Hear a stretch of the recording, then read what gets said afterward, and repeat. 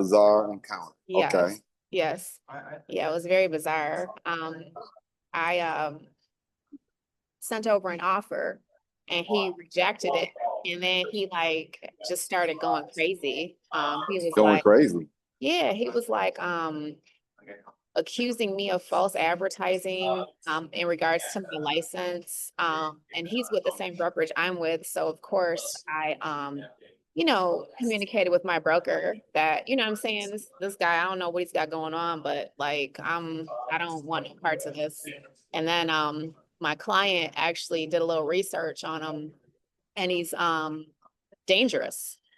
He's like, yeah, he's convicted of like aggravated stalking and there's like a whole Facebook Oh my like God. yeah. So I was like, I wish I knew that before I submitted the offer because I wouldn't have submitted an offer on a property that he was the listing agent on. I don't want no interaction with them type of people. I don't, you know what I'm saying? I'm trying to live a peaceful life.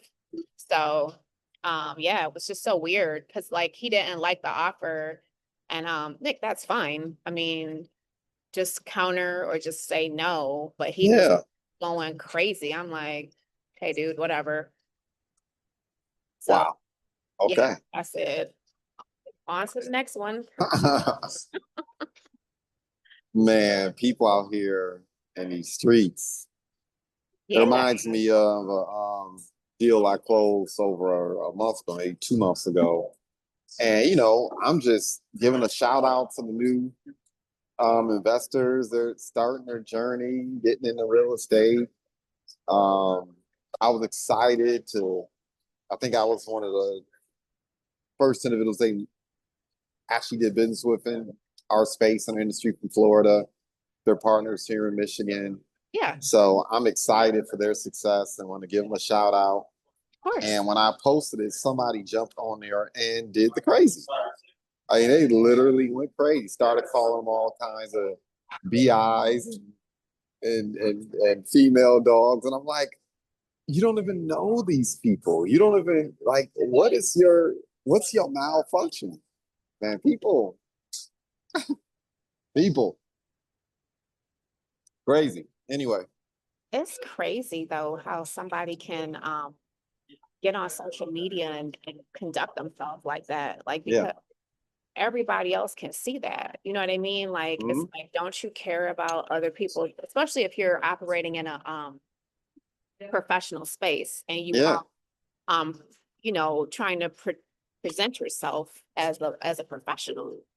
You would think that, you would kind of be a little bit more um Emotionally regulated and well, intelligent.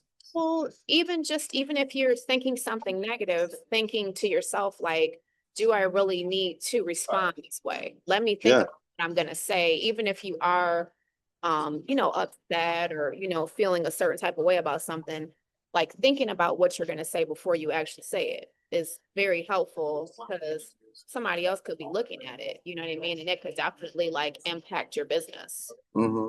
So Yeah.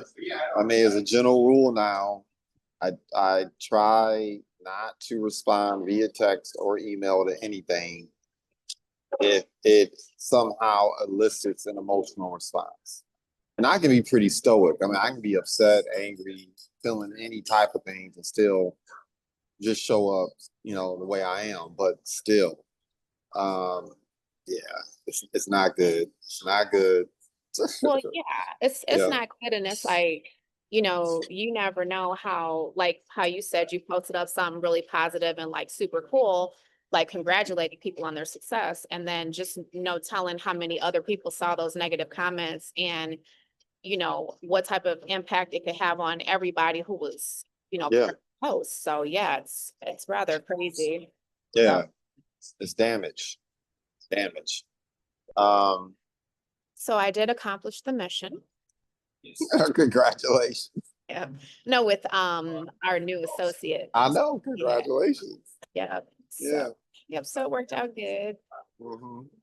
I'm happy to hear that. I was like, it's time to take the training wheels off a little bit and Oh see if yeah, you're able to absolutely. manage it.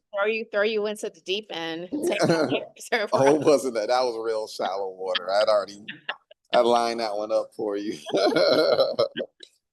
Congratulations. I'm excited for you both. I want to see that young man do well. I think he will. I think he will. I think he definitely has a desire to help other people Yeah. with what he's doing. So Mhm. yeah. That's the So speaking of partnerships, I will admit I try not to spend too much time on social media just consuming random content. But two interviews that I saw over the last week or so kind of caught my attention, just resonated with me for whatever reason. The first being, and that's terrible, I can't remember, Eric Thomas, or they refer to him as ET. Okay. Um, there was an interview, and I can't even remember who was interviewing him and his partner.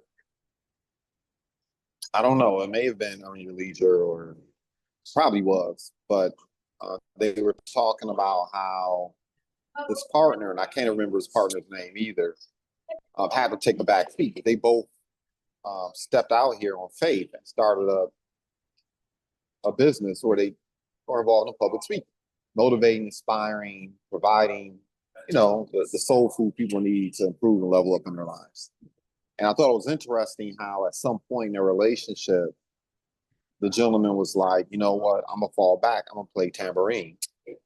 And basically ET became the front face of their organization, and now he's known all around the world, for his public speaking prowess. And I thought that was interesting, how they were able to develop that kind of business relationship when oftentimes when you are partnering with someone, you start to get more shine in them. I mean, that causes the dissolution of a lot of business relationships. It is relationships, period, even personally, right? Right. And then speaking of personally, and once again, I try not to get messy in these social media streets. I don't want to play in that space, but I've been paying close attention to how people are spreading all kinds of rumors and innuendo and having conversations about Steph Curry and his wife, and how it literally looks like the relationship is falling apart publicly. At least on the outside looking in, that's what it appears to be, right? Okay. Where a lot of the color commentary that she's had on some of these podcasts, a lot of people look at as damaging, problematic. That no matter how upset you are with your partner, you don't go out here in social media and publicly say things that could tarnish or damage the person's relationship, particularly someone that's high profile, right? And I, for one, I refuse to comment on the internal dynamics of relationships. I'm never going to spend time analyzing another man's household and what he has going on behind closed doors. Right. But what's been transpiring publicly did catch my attention, right? Because you see that a lot, like I said, in business and personal. So I began thinking, what are the type of dynamics, what are the type of ingredients, what are the type of behaviors that need to be present to develop strong business relationships and partnerships? And then what do you do when things go south? Like, what do you do when things don't go as planned? Right? Yeah. Like damage control or Yeah. pivoting. Yeah. Yeah. Yeah. And for me, I mean, some of the individuals, but I mean, in 20 years, I've had a lot of productive, solid relationships that didn't work out. They didn't last beyond 3, 5 years. They didn't last beyond 10 years. And I have many that have, thank God, but I've had plenty of them that haven't. And, I just got thinking about my behavior. And quite frankly, I'll give myself a bit of a pat on the back because maybe with the exception of one or two individuals, I can't think of a situation where I was like, you know what, I'm upset with this person. The relationship went south for whatever reason. I'm gonna go ahead and I'm gonna hate. I'm gonna go ahead and I'm gonna make it messy. I'm gonna try to damage or diminish this person. Right. Instead of building a taller building, I'm gonna try to tear this person's building down. But man, it happens. It happens a lot. I've seen it a lot, and just in our ecosystem, I've seen it happen. I think it's common. I mean, I think that sometimes people's emotions, just like we were talking about before, emotions sometimes dictate people's moves and moods. And instead of being objective, they're very personally affronted, offended by whatever, maybe some prior triggers or traumas. Mhm. Um, and then they respond in a way that's unflattering. Yeah. I agree that if something's happening internally, personally or professionally, what happens in the family stays in the family. I actually have a shirt that says that, and I firmly believe that. I think that like you never look good making somebody else look bad, and even if you are having internal difficulties, there's a certain way to address it, handle it, in the public. And outing your partner is definitely not one of them. Even if Hmm. everything people are saying is true, um, everybody loses credibility. So, yeah, Yeah. I mean, what do they say when elephants fight? The grass takes the damage, right? The grass gets worn down, right. Hmm. which basically means you're making it difficult not only for yourselves to eat, but everybody else who may be impacted by the collateral damage, right? Um, Man, like I'm thinking of some of the reasons why I personally have not, in the majority of my relationships, dealt with that stuff. I mean, when I think about that relationship with ET and his partner, for me, it's obvious that number one, it was about the mission, right? It wasn't about who was going to be the most popular. It wasn't about who was going to be the most known or famous. It was about the mission, right? And over the course of time, I know something I'm very careful about is making sure that I'm working with people who have a shared goal, shared mission, right? They have a mission statement. They will make an impact, and there's resonance there. Because I can think, I mean, even going back before, I really, in the seminal stage of my entrepreneurial journey, and I was more of a community activist or a student activist. There was many a time where I had to be out front, and it wasn't necessarily because I wanted to be. I was a reluctant leader oftentimes. Um, I was more than willing to kick back and play tambourine. When I felt like the situation called for it, or the people around me felt like the situation called for it, it's like, okay, I'll step back. I'll fall back because the mission is more Right. important than individual shine. And I can recall many times being frustrated when people did not adopt the same approach. Let's put it that way, right? Flexibleness, yeah. Yeah, I think that's a huge piece of it. I mean, even in my business relationships, I mean, long as we're profitable and productive, as long as progress is being made, hey, if you need to stand on stage, if you need to be the lead in this sales situation or in this deal, I mean, I was thinking about it with some of the projects that I'm working on now that I am front facing. I mean, I would love in a couple of my business dealings for other people to step up, right, and be the face. And then I can just kind of fall back and do what I think I'm best at anyway, which is being an idiosyncratic nerd and creating frameworks. There's many a time where I know a couple of the organizations I'm involved with, it would be better served if I wasn't the voice, right? Um, Like what and you were saying is being able to like maybe attract a different demographic and hit. yes. Okay, yeah, I remember us having a conversation about that. Mhm. Yeah, to be able to open up the market more. Yeah, Yeah, yeah. I makes sense. mean, what damages relationships in business and once again, even in personal relationships, 9 times out of 10 is ego. Hmm. And I think people oversimplify it too when they say, because some of it is insecurity, right? You're in a business relationship, someone starts receiving more shine, the other person responds in a negative way because of insecurity, right? They start feeling some kind of way somebody appears bigger than them. But oftentimes, I think it's an oversimplification to call it just insecurities alone. I think a lot has to do with greed. A lot of that has to do with arrogance. A lot of that has to do with I don't know, man. Just the inability to see things long term.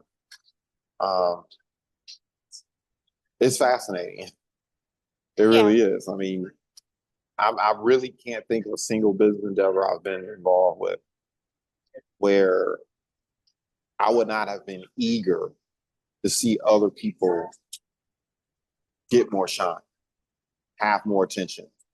Because with the attention and with the fame and notoriety also comes responsibility. absolutely. And, I think a lot of people don't think about that. It's like the higher you climb, it does not get easier. I think that's an oxymoron. Like people really don't understand that. The higher you climb in business and in life, period, um, the more focused the magnifying glass Higher level of becomes. accountability. Yeah, Absolutely. yeah, Oh, absolutely. Yeah. yeah. Sure. And it's like that's pressure, that's stress. Um, you have less options in terms of um, how you can express yourself because we all know, particularly in U.S. society, we love to build people up so we can cut them down, More right? scrutiny. Yeah, Hmm. and it destroys the mission. It destroys the purpose, the reason why we built the thing in the first place. Right. I agree.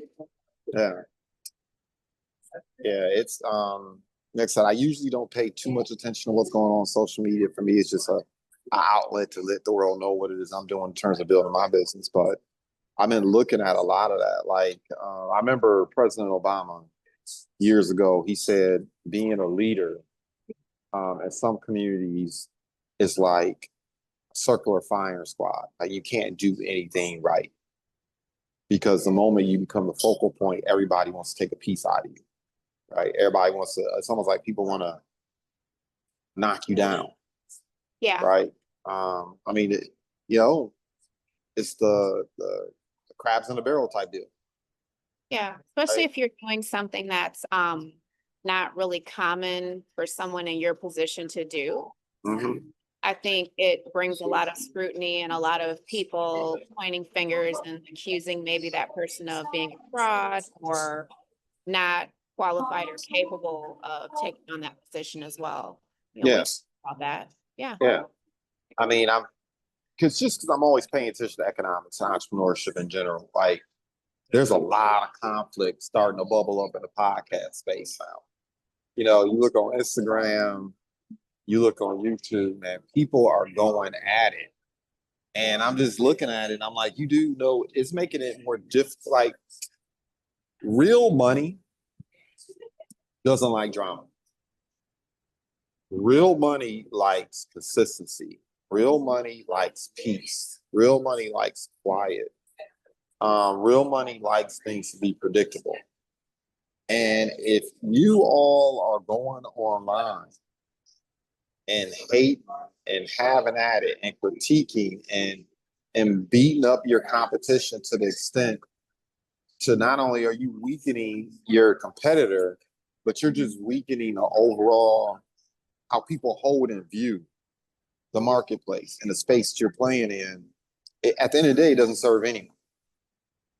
It's really short sighted. It's really I could use stronger words, but we I think you know where I'm going with this. Absolutely. I have Yeah. some more I can read between pejorative, the lines. yeah, I have some more pejorative language that I would share in Yeah. terms of what I'm thinking about some of these people right now. And I was like for real, like some of y'all some real shields. It's obviously some of you are on an agenda other than ownership, agency, having the ability to be the curators of your own stories, right? A lot of people want I'm about empowerment and helping out folks. I'm like, your actions speaking so loud, I can't hear what you're saying. Right. Yeah, yeah, yeah. Yeah, I mean, I'm thinking about, even in the direct selling industry. Um, you know, I purposely kind of demurred to allow other people to be more front facing or give people the space and respect to me front facing for that reason. Like I wanted other people to see around me that that's what winning looks like. Right. Right. I'm going to defer. I'm going to, you know, give up agency. I may give up. Some people may say, well, yeah, I had literally someone say, Juan, like, we want to hear from you. We want to hear from you. And I was like, that's great. I'm really appreciative of that. But for the greater good, I am willing to tap down some of my perspectives, what I believe, what I would normally say, the flavor I would normally bring to make sure that the whole wins, right? They say that you can go faster alone, but you go further with people. Right. And I'm thinking about that critically. And let me not also be hypocritical, like, especially in my 20s, man. If you're about that smoke, it was like, let's go. I got some. I got some. Loaded up and ready, huh? I got some for you. Let's step in this ring right quick. You know what I mean? Let's handle this in the parking lot. Yeah, let's do it. But now I'm just like, no, you're not winning. Right. I'm telling you, don't get it twisted. I still have a fighter's still mentality. there. Yeah, it's still there. It's just like underneath the surface, and there's other ways, other tools in the toolbox to handle it with. Yeah. I get it. Yeah. Yeah. I still like getting in the ring. I still like bloody and noses. I still like winning. Trust me, I do. Oh, for sure. It was funny. I was talking to Kylie this morning, and I started busting out laughing randomly. And she, it wasn't random for me, but it was for her. And she was like, what are you cracking up about? She's like, you sound the same. And I was like, man, I just saw an adversary catch that L. Just saw him catch that L. Say? Yeah, and I was like, I ain't had nothing to do with it. I knew it was gonna happen. I was just waiting for their ish to catch up with them. Yeah, and I was waiting because right. I knew it would. And it finally caught their behinds, and I was just looking like, yep. Well, what's in the dark always comes to the light. So that's karma. And it took a lot of patience. I just sat back and I waited for a long time. I was like, yep. Keep running your mouth. Keep doing spiteful-ish. Keep going out here, muddying up the business. You keep doing it. And BS.com. Yep, eventually that behavior was going to turn on you. Exactly. Yeah. So I came in front. Like, the fighter in me was like, yeah, buddy. And I'm not going to say a word publicly about it. I'm just going to continue to watch it happen. Yeah. Just watch it unravel and unfold. Yep. With you having your front row seat. Yep. It's terrible. It's terrible. But it is funny, though. It is funny. So I'm curious because you've had just as many experiences I've had with partnering with people and individuals. Like, what are some of the ground rules, or how are you exercising discernment with individuals to partner with? I think that for me, if something is gonna go south or go sour, my automatic response is always tact and diplomacy, even if the other person is being absolutely ridiculous, especially when it comes to like dealing with contractors. I think that being a female in a male dominated industry, I'm very much I believe in keeping written documentation of per conversations and things like that, memorandums of understanding. And even if I have to part ways with somebody, always leaving people's dignity intact, thanking them for their contributions to the network. I never want to end things on a sour note. And anybody who's ever dealt with me, whether they agree with this or not, I will firmly say, and I believe 100% that if a bridge was burnt, they burned it first. And if, you know, they ended up falling into the lava, it was their own doing, not mine. And so a lot of times I feel like when you do things with that spirit, you know, being tactful, being diplomatic, thanking people for their contributions, even if you are parting ways, people really appreciate that, because it's much easier for like putting it on the other side of the coin, just being absolutely nasty and rude and, you know, ending things on a really sour note.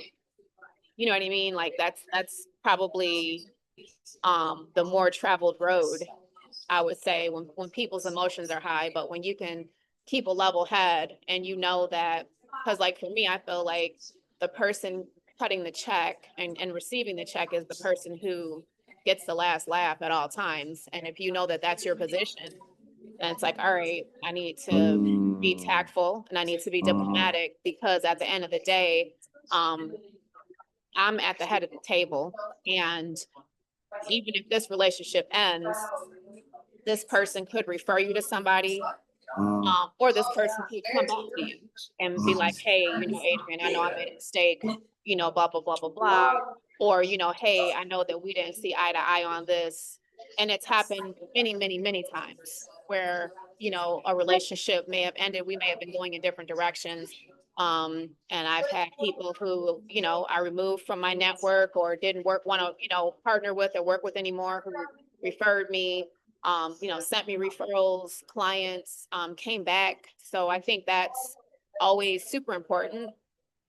Even if it's difficult, even if like you're in your emotions and something happened that was like total fracaso and just like completely ridiculous, be like, okay, let me step back from this for a minute. Let me not just react right away. Let me think about it.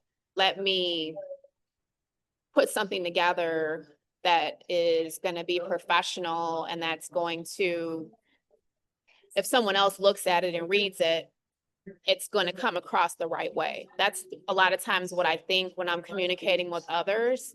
Like, let me make sure that if someone else looked at this, it wouldn't be looked upon as being nasty or unprofessional or vindictive.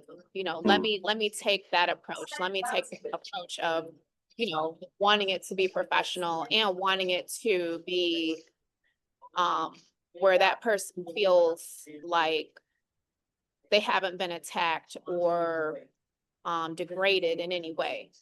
It's never about that. It's just about, hey, this is my position, this is your position. We're not on the same page, and this is what I'm going to do. I think it's really saved a lot of relationships, even if we didn't work together again. To where if I see that person or they see me, there's no hard feelings, at least not on my part. You know, and I think that's super important because, you know, like there's no reason to have like a bunch of like negative, hostile, you know, damaged past relationships, professionally or personally. I don't see the purpose in it. I think it's so much easier to be nice than it is to be nasty. It takes less energy. And I'm all about conserving my energy and saving my energy and using my energy for good and for income generating activities. And that's another thing too, is usually if you're parting directions, it's a non-income generating activity. So I want to spend the least amount of time on that as possible. I don't want to waste a lot of time haggling, going back and forth with somebody when I know like, okay, obviously we're just not on the same page. It just is what it is. That's funny. Usually my approach. So I'm listening to you, so entertaining, because I know you probably deal with this a lot. Like, people judge a book by its cover. Oh, absolutely. And that assume makes me laugh. And assume you're gonna be a fire starter and burn all the bridges and, oh yeah, for sure, you know, lay waste and just be sitting back smiling, going about your business. It's so entertaining to me. Mm-hmm. Absolutely. I mean, of course, anybody can do that. That's easy to do that. That's super easy. And a lot of times, if you come from a background where, you know, maybe people don't exercise tact and diplomacy, and that's just like the way of the world, you know, it's very easy, but it takes, you know, mental discipline to do it that way. For sure. Yeah. Yeah. Especially when there's eyeballs on you, when you're in an environment or in a space where there's a lot of toxic people there, or people who just don't understand the game they're playing, man, folks will egg on a crash out. They'll egg Or it on. They'll pour want to fuel see on. you They'll pour- fail. Yeah, Yeah, people yeah. maybe want to see you fail. Like, okay, I don't want to see this person do good. This person doesn't deserve this title or this success or this contract or these kinds of clients or to even be operating in this space or to even be in this room. This person doesn't deserve that. So it's And definitely, yeah, yeah, it's a real thing. and people will, like, when people are crashing out or behaving in a way that's counterproductive, it's like the inability to step outside themselves and see that the reason why people are pushing you to behave this way or applauding your bad behaviors is because it's not because they really believe in what you're doing. It's not really because you're entertaining. Oh, absolutely. You're tabloid fodder. Yeah. Absolutely. That's what you are. Yeah. Yeah, you're tabloid fodder, you're entertainment. It's funny for them to watch you have your buttons pushed and them seeing you react typical and act typical and be exactly what they think that you are. Absolutely. Yep. Yeah. And then the person doing the crashing out, it's like, or particularly, like, there's one brother online right now that I'm not saying he's wrong for being upset. His arguments are, in my estimation, from a little bit I could tell, are legit.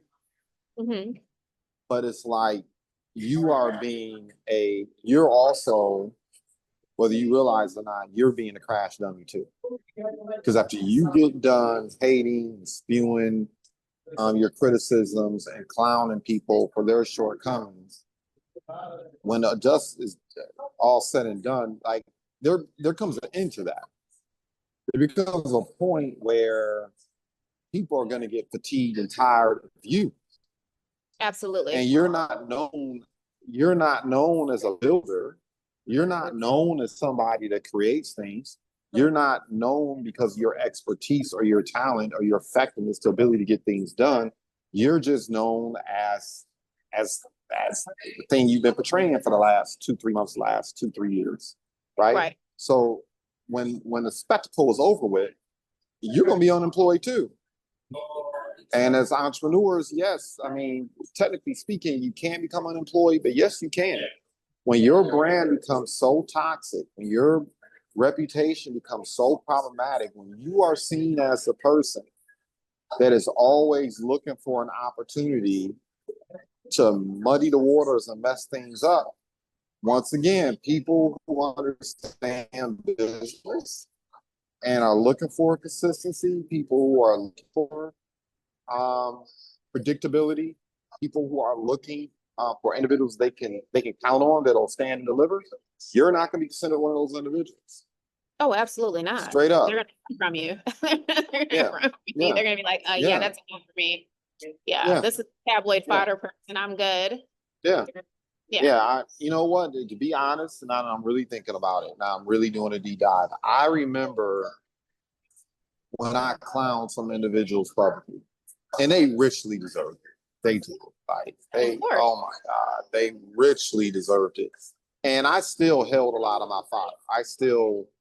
I didn't say everything I was thinking, but I made sure that, number one, I mean, I remember telling people, it's like, I'm not that guy that throws stones and hide my hands. Like, I threw the stones, I took out the sword, I'd cut off heads and limbs, and I wanted everybody to know that I did it. You know, I was not gonna hide, not gonna hide. But I'm thinking about the fact that, number one, because I did exercise a degree of restraint, I didn't go all the way in the way I could have. And the moment I saw that it was damaging the marketplace in particular, that also tempered me. I was like, okay, enough.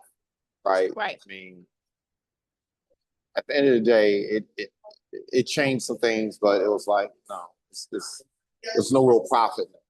And I remember, like, just like I publicly or at least online went in on these people, I also publicly apologized to them. I publicly Okay. told them I was in the wrong, right? You and I may have had disagreements, but you are a predecessor to me. A lot of the work that you did made it possible for me to operate in this space because I know you took some stones, you took some, knives in the back. I know you took some disappointment. I knew you had sacrificed quite a bit to even get to where you're at. And somebody's, you were the tip of the spear for a period of time, right? So I went back and I apologized to him. I was like, look, I was wrong. You deserved more respect than that. You deserved more regard, even if I knew you were wrong. And to this day, I still think you're wrong. You didn't deserve for someone to come at you like that, right? Right. And the marketplace is better for it, and people are better for it. And I know there are some people that will never. You can't see what you saw.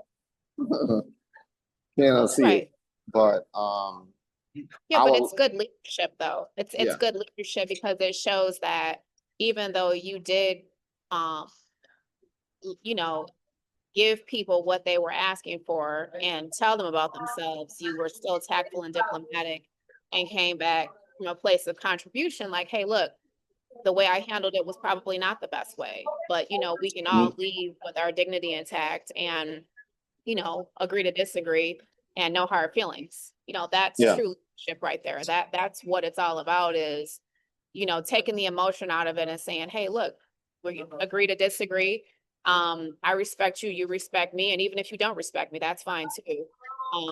But I said what I said. Yeah, I meant what I said. But I'm not gonna, not clear the air and have this other conversation with you where I apologize for, maybe coming across the wrong way and we're just going to move on from there. And that, like I said, that's true leadership.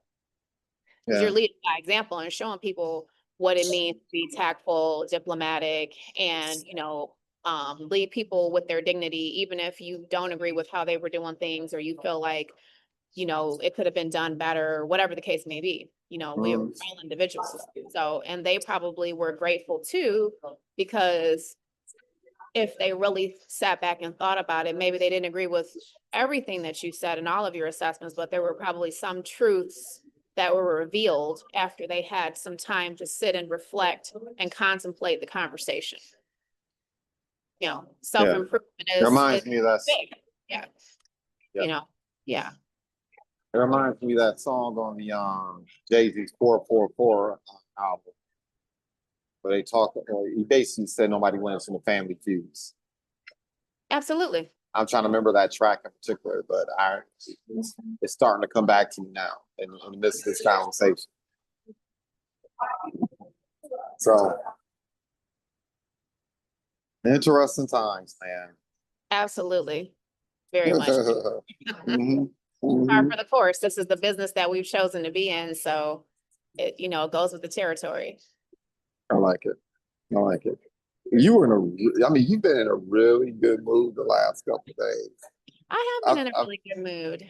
I feel like we have to have like an offline conversation because Oh, absolutely. Yeah. Yeah, for sure. And then too, like just like some things coming together and some other things kind of like becoming more clear, Yeah. Okay. All right. What are you most excited about before we wrap up? I'm most excited about bringing on a new associate who I really feel has the PhD mentality that we've been discussing.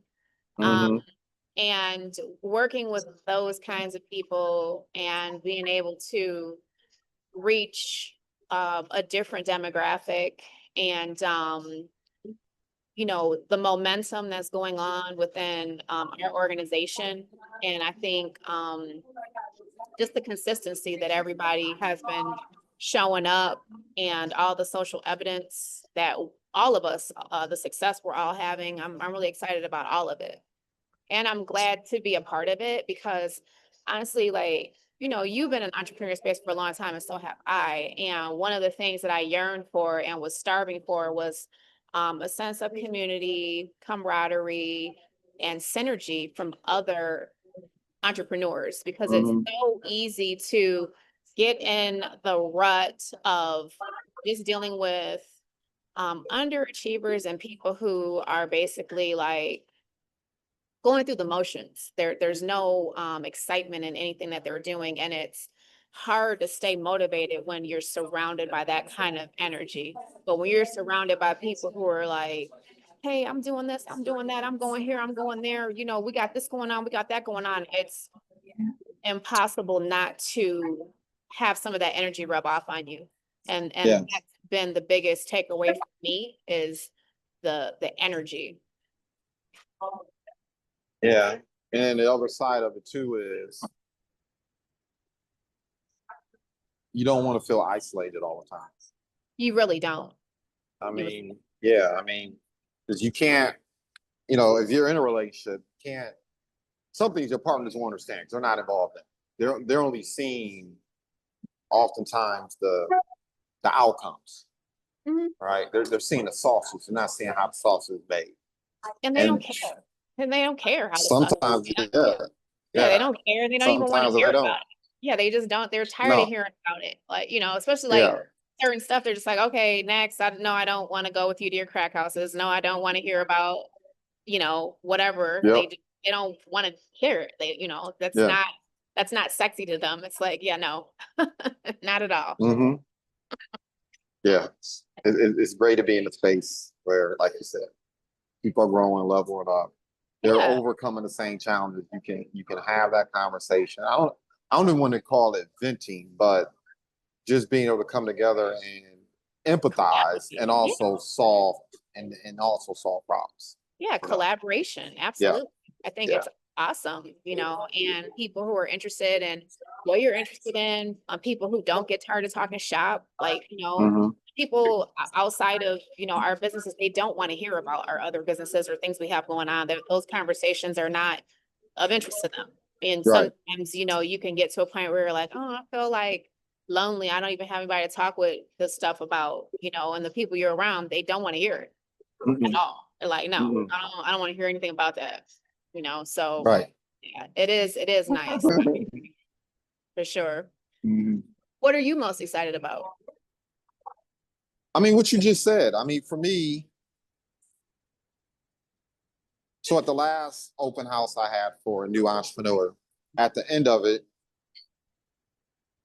one of the other individuals in the space that was there to kind of hear and learn everything that was going on and ask, decide whether they were going to participate. They came to me and they said, well, at this point, what's motivating?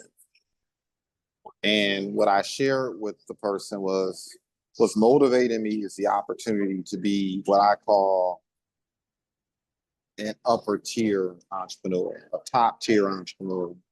The fact that I can see it now. And what does that mean?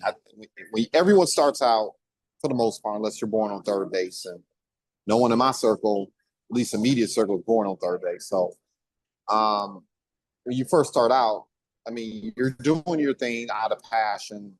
You want to monetize your skills and your talent. You want to make a difference, but let's not get it twisted. Especially if the business is how you pay the bills, you're trying to earn money. All right, you're out here looking to be as successful as you possibly can, so you can eat. And then at some point, your business grows where um, you're not able to not only take care of yourself, but take care of family. Right. Take care of, be the head of a household or contribute to a household, right? Mhm. In a meaningful way. And you get to the point where the business is so successful that you're out of survival mode, right? Where you really have the headspace where you can think to grow. And then you start growing you, personally developing, professionally developing that. So at some point, the next tier is now you can begin to provide financial opportunity to other people where you're not getting up anymore thinking about how you're going to eat. It's like I'm getting up thinking about how I can build the thing that allows other people to eat. right? And that comes with its own set of new talents, responsibilities, skill stacks, experience stacks, knowledge stacks that you have to build up to reach that point. And then for me, the top tier is when you become so effective at that that now you are influencing ecosystems, right? Now you have enough influence. Now you have enough authority. Now you have enough means to make the ground more fertile for other people around you. Those who are directly underneath your cover, those who are adjacent to your cover, those who are in your space. And it feels good that in certain spaces that I'm in now, like what you just said, the fact you were able to onboard that young man, know that he has a chance to make a difference, make an impact. He can utilize the environment, the culture we've created to go out and help others. For me, that is probably the most exciting part of what I'm doing. It's making it more rewarding. Getting up and closing the deal and making the sales, because I eat, sleep, and dream it, and I'm always thinking about how to get better and become more effective. Yeah, that's cool. But I'll be frank, even sometimes like it gets me out of bed, but it doesn't get me out of bed. Like I don't shoot out of bed like a rocket. Right. But when I hear that other people are like we've planted these apple trees and other people are planting apple trees and more people are able to pick the fruit from those trees, and I can see that the orchard is growing, man, that's legacy. Yeah. That's significant. So that's the thing that I'm most excited about. Like it's not happening at the pace that I want to see it happen, but it's happening. And that's what I'm most excited about. Okay. Yeah. Yeah. Yeah, that's what's putting a smile on my face. Like, Good. Okay. and I like it. yeah, yeah. And then just resisting the urge to chew on people that aren't there Yeah. yet. Like you said, you have to let people cook. You have to let people cook. Yeah. Yep. Yeah. For Yeah. sure. Mhm. Sure. The slow simmer sometimes, Yep. slow and steady wins the race. Yeah. Like don't turn up the fire. Right. It's gonna be crispy, but it ain't gonna be cooked well inside. So Right. It's gonna be all pink on the inside. To throw some of the gristle back, like, I don't want this. yeah. Yeah. So well, it looks like you're having a relaxing day on a Monday in Starbucks. No, not relaxing. I got like so many deals that I have to like, and then I don't know if I told you, but I had to like merge my systems. So I was Mhm. using Remime for a long time. I love, love, love Remime, but I had to merge my systems. Comp with SkySlope, and my office staff has been locked out since last week. So it's like urgent. Oh, Yeah. And I had to like do a whole bunch of internal stuff, and it was like on a whim.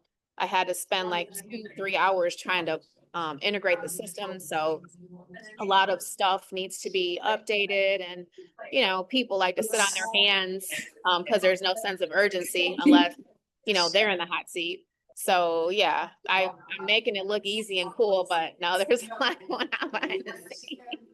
yeah. I'm switching from Google Workspace to Microsoft Office. I've always had Microsoft Office, but it was underutilized. Mm-hmm. And now I'm switching over to it, and Of course. So you already know, like, yeah, anytime you're switching over, it's like, oh, it sounds easy and like it's going to be 5 minutes, but it's not. no, Not no, hard. Yeah. I mean, it's forced me to reevaluate my CRMs. It's forced me to reevaluate my campaign managers. I was just finally getting things lined up in terms of content, because that's always been my biggest challenge. And now it's like, Back to whatever. square one. We just, Yep. Out of the frying yep. pan, right into the fire. I Yeah. know. Trust me. I get it. All right. Well, look, keep crushing it. Have a great day. I'm Okay. gonna You get too. to it myself. Okay. All All right. right. I'll talk with you soon. Okay.